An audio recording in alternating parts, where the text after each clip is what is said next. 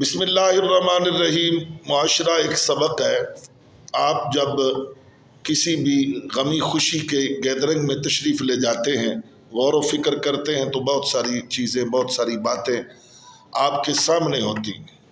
نظر آ رہا ہوتا ہے کچھ لوگ کچھ لوگوں سے نفرت کر رہے ہوتے ہیں، کچھ لوگ کچھ لوگوں کو قریب نہیں بیٹھنے دے رہے ہوتے ہیں، کچھ لوگ اپنی ہی ووکیبلری، اپنی ہی سوسائٹی کے لوگوں میں بیٹھنے کی کوشش کر رہے ہوتے ہیں، اور اگر ان کے درمیان کوئی ذرا کم پڑھا لکھا یا چھوٹی گاڑی والا یا دولت کے لحاظ سے کم بیٹھنے کی کوشش کرتا ہے تو وہ شخص جو خود درس دیتے ہیں اور بڑے بڑے لیکچر دے رہے ہوتے ہیں، اور وہ بھی ان کو بھی دیکھا گیا ہے کہ وہ ایسے لوگوں سے ہاتھ ملانا پسند نہیں کرتے، اور اسی گیدرنگ میں تھوڑی دیر کے بعد وہ غریبوں کے بہت بڑے ہمدرد اور بہت بڑے چیمپئن بن رہے ہوتے ہیں، گفتگو کر رہے ہوتے ہیں۔ ان کا موضوع سبجیکٹ غریبوں سے ہمدردی، غریبوں سے رواداری اور دوسرے لوگوں سے نفرت نہ کرنا ہوتا ہے، جبکہ اسی محفل میں بذات خود وہ نفرت کر رہے ہوتے ہیں، اور ہاتھ اس انداز سے وہ ملاتے ہیں کہ وہ تکبر ان کے اس حرکات و سکنات سے واضح طور پہ نظر آتا ہے۔ ایک اور برائی جو دیکھنے میں آئی ہے وہ ہے شادیوں کے اندر شامل ہونا۔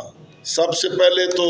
جو حضرات 2 بجے کا ٹائم دیتے ہیں، الا ماشاءاللہ وہ 5 بجے تک لوگوں کو بٹھاتے ہیں۔ اتنی دیر بٹھانے کے بعد جب کھانا ان کے سامنے آتا ہے تو وہ 3 گھنٹے انتظار کا وہ بدلہ لیتے ہیں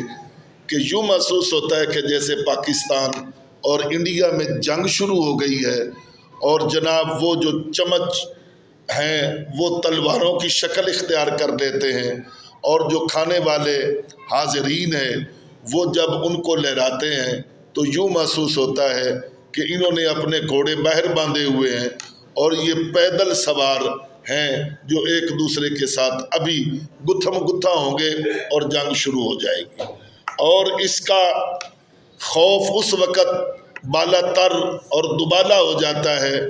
جب تھوڑی دیر کے بعد وہ جو ڈشز اور پلیٹیں ہیں ایک دوسرے کے ساتھ ٹکرانا شروع ہو جاتی ہیں۔ اس وقت یوں محسوس ہوتا ہے کہ جیسے جنگ میں ایک ڈھال ہوتی ہے اور اس ڈھال پر تلواریں زور سے لگ رہی ہیں، کئی وار ہو رہے ہیں جو اپنی ڈھال پر وہ شخص روک رہا ہے۔ وہ آوازیں جب ختم ہوتی ہیں اس صورت میں کہ کھانا جب اپنی منزل پہ پہنچتا ہے تو پھر ہلکی آوازیں شروع ہوتی ہیں، اور وہ ہوتی ہیں چھوٹے چمچ کی آوازیں، یعنی اس سے بھی منع کیا گیا ہے۔ اسلام آواز جو کھانے کی یا برتن کی یا چمچ کی، یہاں تک کہ کھانا چبانے کی آواز جو ہے وہ بھی پسند نہیں کرتا۔ منہ بند ہو اور اس کے بعد جو کھانا ہے وہ چبایا جائے۔ ہم ویسے تو ہر وقت اسلام کی بات کرتے ہیں، مگر جب کھانا ہمارے سامنے آتا ہے تو ہم اسلام کو تو کیا یاد رکھیں گے، اپنے بچوں تک کو بھول جاتے ہیں۔ تو اس وقت یوں محسوس ہوتا ہے کہ جیسے میدان محشر بپا ہے اور مائیں اپنے بچوں کو بھول گئی ہیں۔ اللہ تعالی ہمیں تہذیب اور تمدن اور تنظیم عطا فرمائے جو اسلام نے ہمیں سکھائی ہے۔ اللہ تعالی ہماری زندگی میں وہ چیزیں نصیب فرمائے جس کا حکم جانے دو عالم سرکار دو عالم صلی اللہ علیہ وسلم نے فرمایا، وما علینا الا البلاغ المبین۔